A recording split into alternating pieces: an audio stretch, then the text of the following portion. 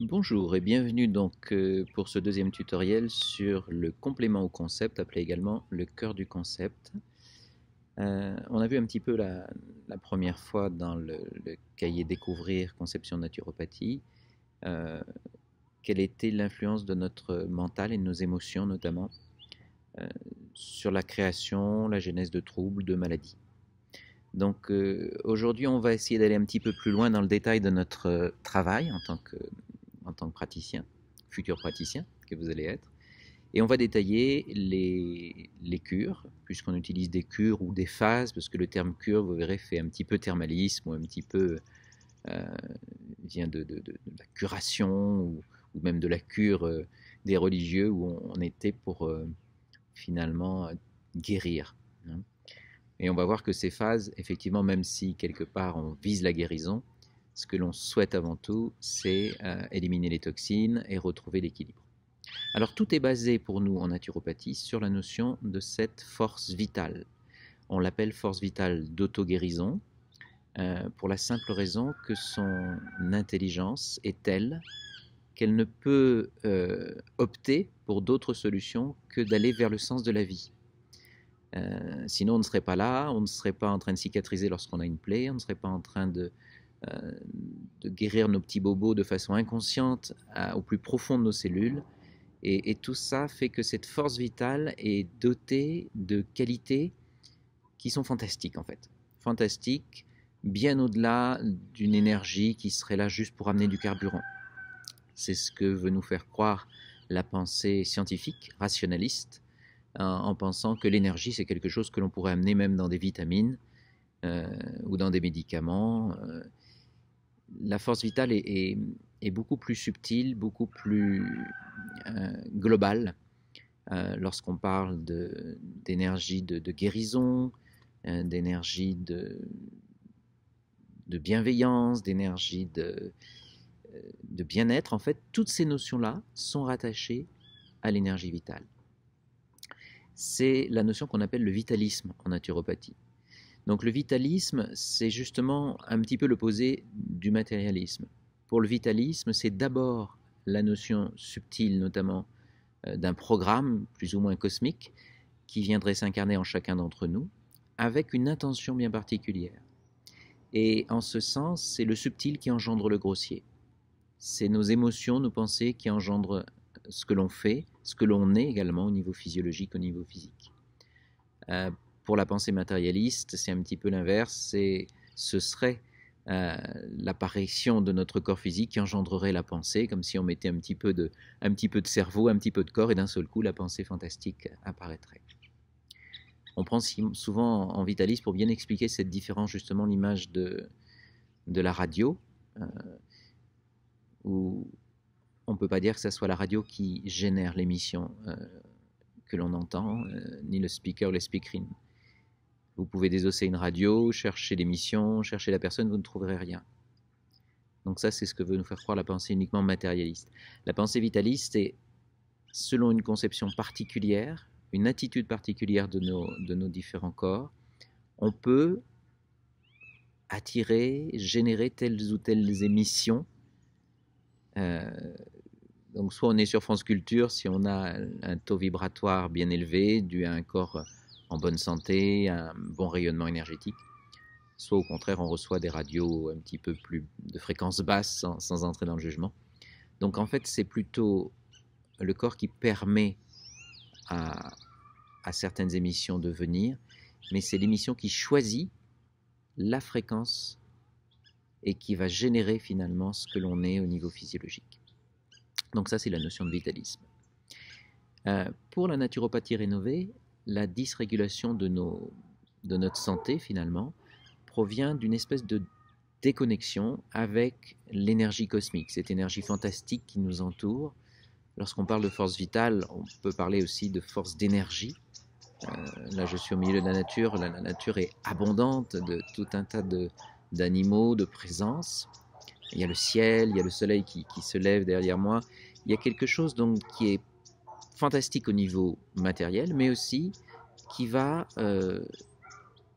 se générer sous forme de pensée, sous forme d'émotion, sous forme d'intention.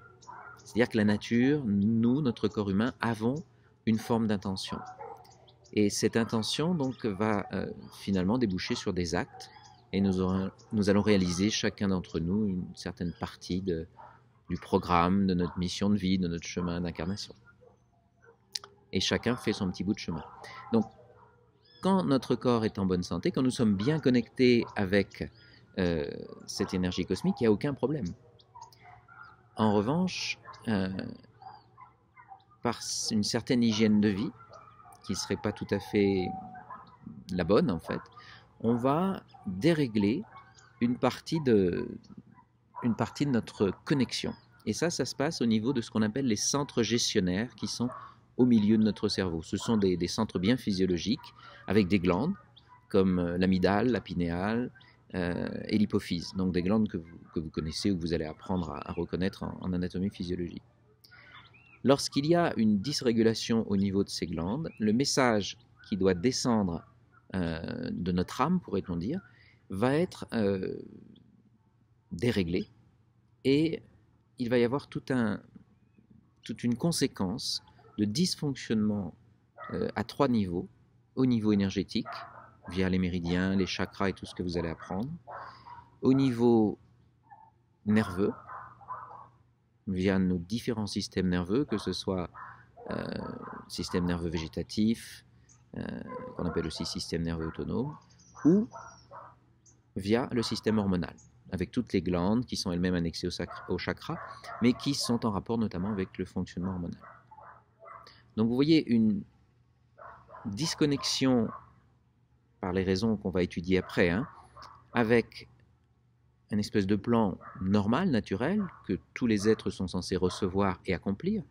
À la rigueur, on pourrait dire que les arbres, les animaux y arrivent mieux que nous, et on va voir pourquoi, qui entraîne des problèmes au niveau énergétique, au niveau nerveux et au niveau hormonal. Alors, qu'est-ce qui entraîne cette fameuse disconnexion? C'est ce qu'on appelle en naturopathie les FDP.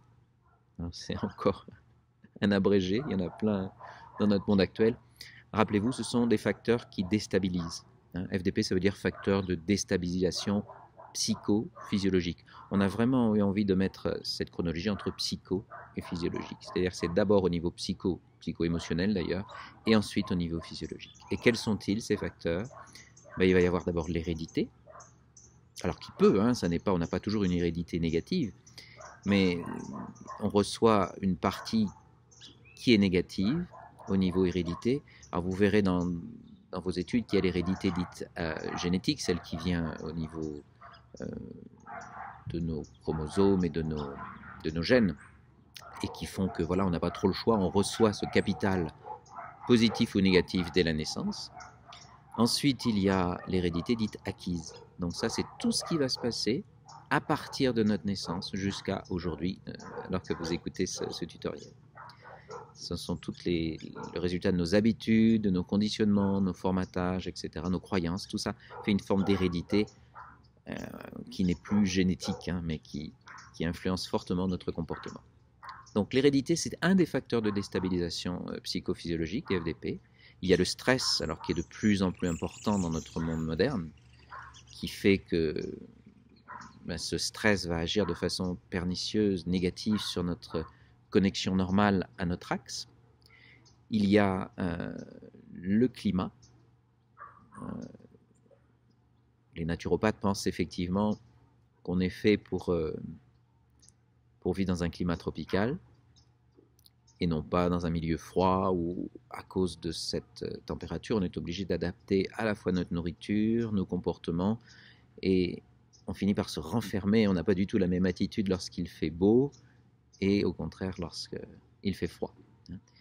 Et enfin, le climat social, professionnel, familial, etc., dans lequel on baigne. Donc tout cela, ces 4 facteurs, climat social, climat de la nature, le stress et puis l'hérédité, constituent vraiment les 4 facteurs fondamentaux qui vont agir sur notre état de santé. Et on verra que c'est notre vitalité qui va déterminer l'impact de de ces influences en fait sur notre état de santé. Et c'est là où ça va être déterminant d'avoir une bonne vitalité pour ne pas laisser ces impacts agir de façon négative sur notre santé. On utilise donc 10 techniques en naturopathie que vous allez découvrir. C'est le résultat de tous les cahiers de cours, les supports de cours que vous allez étudier. Donc il y a d'abord l'alimentation, ce qu'on appelle la bromatologie. Ensuite, il y aura la phytominéralogie, donc ce sont tout ce qui est en rapport avec les plantes, les minéraux, les oligo-éléments, les vitamines. La kinésiologie, non pas la kinésiologie, qui est en rapport avec le mouvement, les exercices physiques. Vous verrez que vous allez étudier l'exercice d'Occident, d'Orient, comme le yoga, le tai chi, les techniques énergétiques, etc. Il y a la chirologie. Chiro, c'est la main, donc tout ce qui va mettre en œuvre les massages et toutes les techniques de bien-être par rapport au massage. La réflexologie, ce sont les réflexes qui sont utilisés comme les techniques shiatsu, les techniques de reculothérapie, les techniques de stimulation de la plante du pied, au niveau de l'intérieur du nez, on appelle sympathicothérapie. Tout ça, ce sont des techniques réflexes. Même, vous verrez, l'iridologie, qui est un bilan de santé, fait partie en tout cas des techniques de réflexe, de réflexologie. Il y a également la pneumologie, tout ce qui va concerner la respiration, très important, les gaz, on parlera aussi du bol d'air jacquier, des huiles essentielles, de l'aromathérapie respiratoire en quelque sorte, de toutes les techniques qui permettent, comme les pranayama en yoga, de mieux respirer, de capter le prana, l'énergie. Il y a l'hydrologie, donc tout ce qui va concerner l'eau, aussi bien au niveau interne qu'au niveau externe. La magnétologie, tout ce qui est technique de magnétisme. Vous savez qu'une main posée sur un corps, quel qu'il soit, a une action magnétique, mais aussi l'utilisation des aimants, soit en auriculothérapie, soit sur le corps, sur des points spéciaux. Et puis enfin, on aurait dû la citer en premier, la psychologie. Donc toutes les techniques qui permettent d'aider la personne au niveau des pensées, positives de préférence, mais vous verrez que ça va bien plus loin puisqu'on parle aussi des émotions et des techniques de méditation, celles qui éclaircissent au maximum nos pensées. Et ces techniques donc seront articulées au sein de différentes cures. Ça, c'est très important, parce que si on ne fait qu'utiliser les techniques comme des moyens qui vont guérir tel ou tel symptôme, ça c'est ce que vont vous demander vos consultants, vos patients. On reste dans le symptomatique et on n'arrive pas à responsabiliser la personne. Donc l'idée, c'est d'utiliser ces 10 techniques avec des cures, avec une chronologie au niveau des cures. La première cure, on en a parlé un petit peu dans le premier tutoriel, c'est la phase de préparation. La deuxième cure, la phase de désincrustation ou de nettoyage ou de drainage.